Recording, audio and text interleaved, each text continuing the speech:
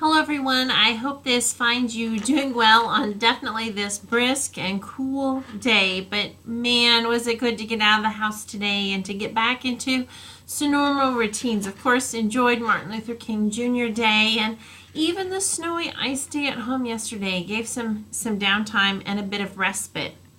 For the Bible verse today, I selected to share off the little cards. I don't know if you can see this or not, but it's from Romans 6, and it's 13b, which says, surrender your whole being to Him to be used for righteous purposes. And on the back, I love how it says, the heart of worship is surrender.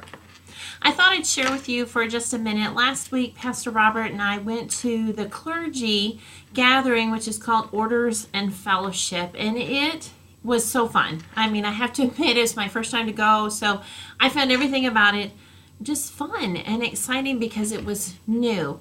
The part, though, that I loved the best was the worship, the heart of worship, and that full surrender. We had time during worship just to praise, to sing both traditional hymns and praise music. We did them all. We had times to hear from some amazing speakers and some amazing workshops. But as I posted on my Facebook, they saved the best for last. It was like the dessert of all worships. And our speaker, the pastor who spoke, he shared from his heart.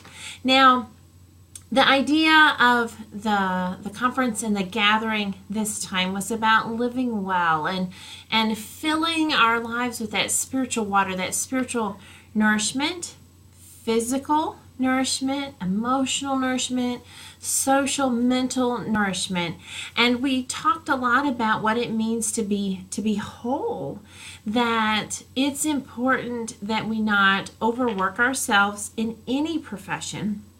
Obviously, we know as clergy, it's draining. It can be really draining. And so it was a wonderful worship time when this pastor spoke from his heart. He spoke about, just in the broader topic, about mental illness and how we, in our world, in our current lives, how there's still a stigma for mental illness, and there's still a stigma for those who struggle with depression and struggle with difficult times. And he gave a great illustration at the beginning where he talked about, if he said he had to wear a contact to see or glasses, none of us would bat an eyelash, and we didn't. We just sat there like, okay, so you need glasses, no biggie.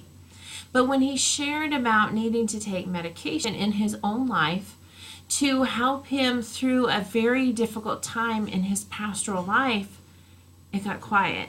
And he said, this is what we've got to talk about, not just as clergy, but as people, as churches, that there are those around us who are hurting. And for me, it was a good reminder that as Christians, we're to walk together in brotherly and sisterly love, to lift one another up through our prayers, through our words, and through our actions. And so as I looked through these Bible verses, I thought about how important it is that the heart of worship is surrender, that when we come to worship God, and wherever that is, that can be, honestly, worship can be in your car, your bedroom, your living room, your front porch, in the sanctuary, that the heart of our worship is when we surrender everything. We give God, we just lay it all out there, all of it for God and for Him to heal and for Him to work in our lives. And that is not just physically and emotionally and spiritually, it's also mentally.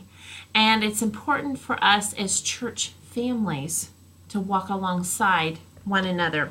For me, it was just a good reminder that being healthy is not just healthy in one area. And I'm especially thankful for our faith community nurses ministry here within our church family. I'm also thankful for those who help us with this on the move, that we're working toward becoming healthier people physically, but I know that when we do things physically, it improves our mood and it improves so many things. So for myself, I know it means that I know I need to walk more. I need to do more because that helps me physically, but it also just, it lifts us up. So when I get done with this, I know that today at some point I'm going to walk into our sanctuary and I'm going to do what I call a prayer circle. And I circle and I walk around the sanctuary and I pray.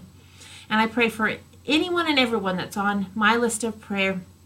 I pray for the people who sit in those individual pews each week. Even if I don't know who's going to sit in the pew that week, I pray for them. So for me, I came back from Orders and Fellowship as a reminder that I need to do that more often. I need to get into our sanctuary and I need to talk to God in that sanctuary and pray over the people who are in our pews. But I also know that not everyone actually comes inside the church building. And so for those of you who get this, know that I pray over you. I pray over your name as I type it into this list. And whether or not you ever watch this, like some of you maybe don't even ever watch these, I pray for you. And I commit to continuing to pray for you, because I know that when we surrender to God in our whole being, that He will use that for His righteous purpose. I know that there are people on this list who are going through some deep things, illness, emotional things, health scares in your families. Please know that I'm keeping you in my prayers, and please know that as the body of Christ, we reach out to you and we lift you up for healing and wholeness in the ways that our Lord Jesus Christ brings that. My prayer would be that as church people, we will help to remove the stigmas that exist, especially around mental illness, but also around other illnesses, and that we'll continue to lift each other up as a people of faith. So that's it.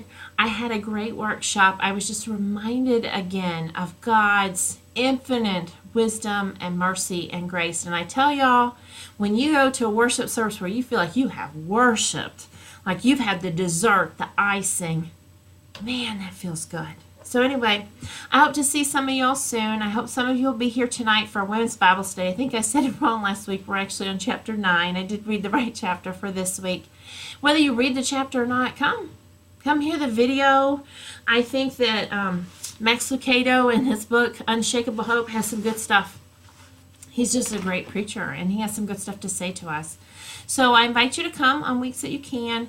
I'm looking at some special studies for Lent, and perhaps we'll look at maybe having those Lenten studies on an alternate night if that works better for some. We'll explore that and we'll look at that. So if you watch this and you want to email me what you think would be a great night for a Lenten study and one that you might be willing to participate in, let me know. So I love you. I pray for you. Please know your church cares about you. Y'all take care. Bye.